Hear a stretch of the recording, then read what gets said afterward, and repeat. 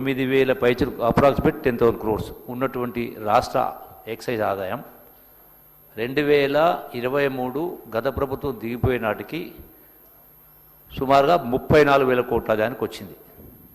అంటే at the rate of 22% increase and an average 10,000 కోట్లది 35,000 కోట్లు అయిందంటే 240% ఇయర్లీ, అంటే 22% యావరేజ్. మరి 35,000 కోట్ల ఉన్నదాన్ని 22% అంటే it's works out to almost about 1/5. 22 crores-లో 1/5 అంటే ఆల్మోస్ట్ 7,000 crores. సో 35,000 కోట్లు 42,000 కోట్లు కావాలా. మళ్ళీ రెండవ సంవత్సరం ప్రభుత్వ అధికారం వచ్చినాక 25-26 అయిపోయింది కాబట్టి దానిపైన అంటే 42 పైన మళ్ళీ 22% అంటే 8,000 crores అంటే 50,000 కోట్లు కావాలా. ఇప్పటికీ 2 సంవత్సరాలు అయిన తర్వాత కూడా ఎక్సైజ్ ఆదాయము సుమారుగా 37-38,000 కోట్లే ఉంది. అంటే ఏ మాత్రం కూడా పెరగలేదు. రెండవది అధ్యక్ష, ఈ సభ ద్వారా రాష్ట్ర ప్రజానీకానికి వాస్తవాలు తెలియజేసేటువంటి బాధ్యత నా పైన ఉంది కాబట్టి 1% లిక్కర్ కన్జంప్షన్ అనేది 1% కూడా పెరగలేదు.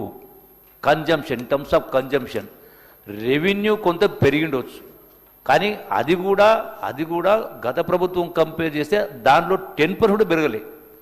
ఎందుకంటే లిక్కర్ అంటే ఈ మధ్య కాలంలో లిక్కర్ ఆక్షన్స్ ద్వారా అయితే షాప్స్ టెండర్ పిలవడం జరిగిందో దాని మూలంగా సుమారుగా 2,800 కోట్ల ఆదాయం వచ్చింది.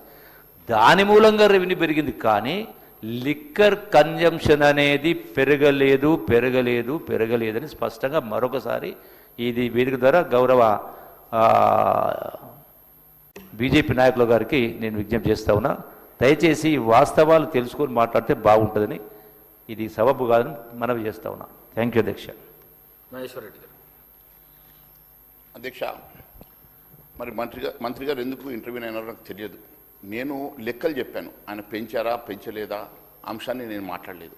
నేను ఈ రాష్ట్రానికి వచ్చేటువంటి ట్యాక్సెస్ ద్వారా మనకు వచ్చేటువంటి రెవెన్యూ మీద, ఎక్సైజ్ ద్వారా మనకు వచ్చినటువంటి 23,000 కోట్లు, సేల్స్ ట్యాక్స్ ద్వారా వచ్చినటువంటి 35,000 కోట్లు, ఈ రాష్ట్రము ముఖ్యంగా పెట్రోల్ మీద 35%, డీజిల్ మీద 27% వ్యాట్ విధిస్తూ ఈ దేశంలోనే అత్యధికంగా ట్యాక్సులు వసూలు చేస్తున్నటువంటి ఈ రాష్ట్రము. గౌరవ సభ్యులు మళ్ళీ చెప్తాను, సేల్స్ ట్యాక్స్కు ఎక్సైజ్ దీనికి సంబంధం లేదు. రెండు కాదు, I think you are mistaking. Excise duty plus VAT కలిపి మొత్తం కలిపే 37-35,000 కోట్లు. గత ప్రభుత్వంలో ఉన్నటువంటిది 35,000 అంటే 2-3,000 కోట్ల పెరిగింది. అది కూడా ఆక్షన్ పెట్టిన కారణంగా వచ్చినటువంటి తప్ప లిక్కర్ కన్జంప్షన్ పెరగలేదు అన్న. లిక్కర్ ఆదాయం కూడా అదనంగా ఒక్క 1% ట్యాక్స్ను కూడా గత ప్రభుత్వం పెంచిన ట్యాక్స్ కూడా పెంచలేదు. అదే ట్యాక్స్ ఉంది, కన్జంప్షన్ పెరగలే.